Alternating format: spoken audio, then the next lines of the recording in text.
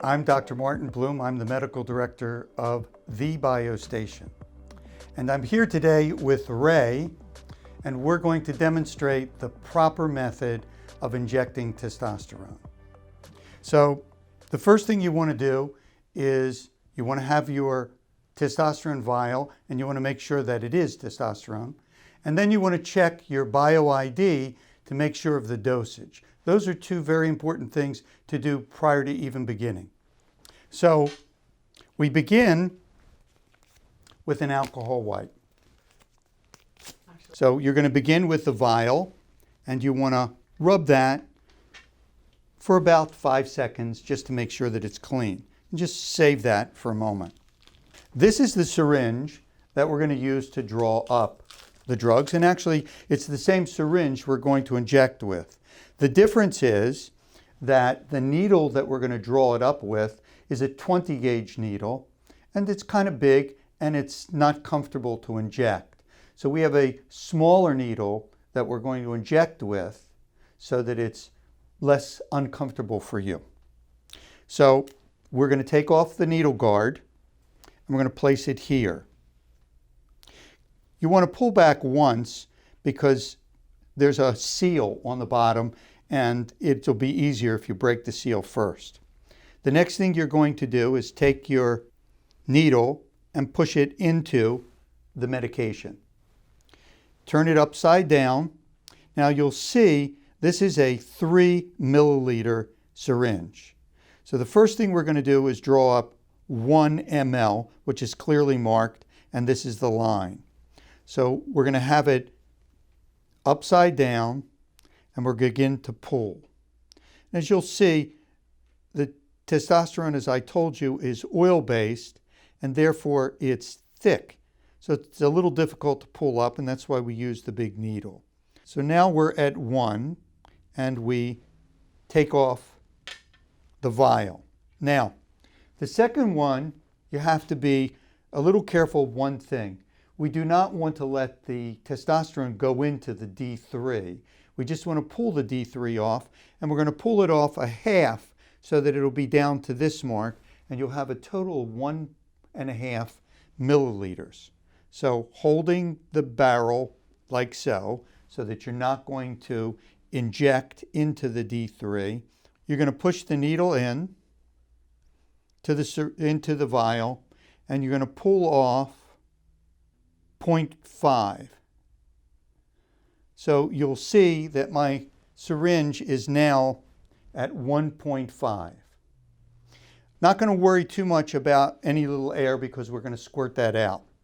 So now there's something called the scoop method, because we're not going to, you want to be careful not to inject yourself or stick yourself. So you just scoop the needle in and unscrew it.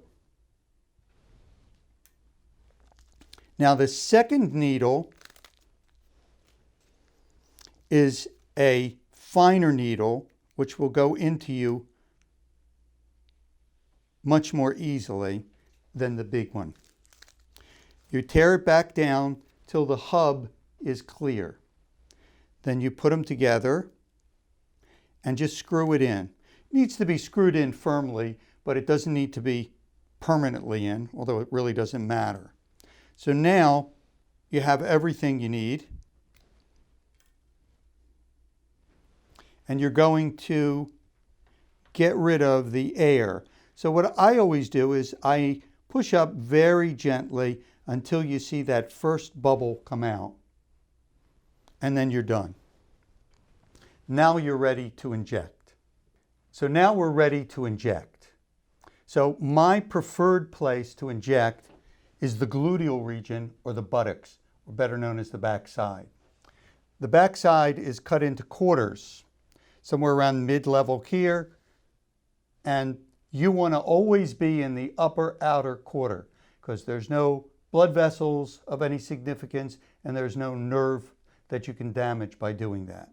So this is the preferred area. We're just going to pull this down, and here's where we're going to do, right into this big, thick muscle right there. So the first thing you have to do is get your alcohol wipe again and just clean the area. That done, you grab the area if you can. If your other hand can't reach around, then you won't. And you inject this somewhat like a dart, not a slow push, because that's uncomfortable. But if you do it like a dart, it's in. And it's done, and I don't think he fainted or fell down. So now we pull back a little bit, just to put some suction so that you know you're not in a blood vessel. It's unlikely, but you really should check. And then you want to inject. Now, when you inject, you can't inject like you would B12, because this is a thick, oil-based compound, and I could use a bigger needle, would have worked, but it would have hurt more going into you. So with this needle, you do have to push, and we're done. When you push, you just pull it straight out, and rarely do you have any bleeding, and he doesn't. But if you do, you just, and I always do this, because whatever channel you've made, I just smushed and got rid of. And that's it, and you're done for the week. You can put everything away. There is a difference between what you're going to do at home and what we did here, and that is that you won't have someone else to inject. I mean, perhaps your wife might do it or your partner might do it. But usually this is done by yourself. And what you do is you line yourself up in front of the mirror so that you can see this area that you're going to inject. And Ray's going to demonstrate now what he would do with the needle. Here, I'll actually give you a needle. It's got a cover on it so you won't stab yourself again. And he'll just bring it back to the area looking in the mirror, and then boom, just inject it. And that's all you need to do. The gluteal is the preferred place to inject because of the size of the muscle and the ease of doing it. There are two other places. The first one, which is my least preferred, is the deltoid muscle, this muscle right in the arm.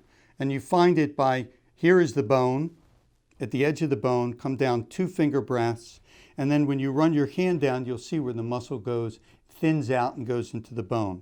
And you're going to do the middle of that, slightly towards the inside, so you stay away from the blood vessels in the muscle and the nerves.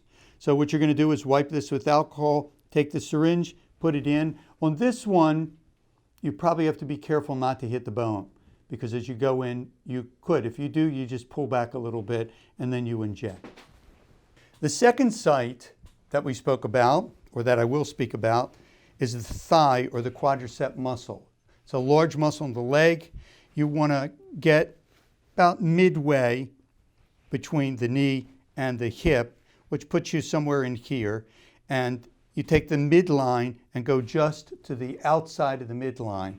Clean it with the alcohol. Again, you can put you can put the syringe all the way into the hilt, because you won't hit the bone. And there you just inject. So as you can see, the injection is not difficult to do. A lot of people have trouble in the beginning, but once you get through that, it's a very simple process and well worth the bump in testosterone level.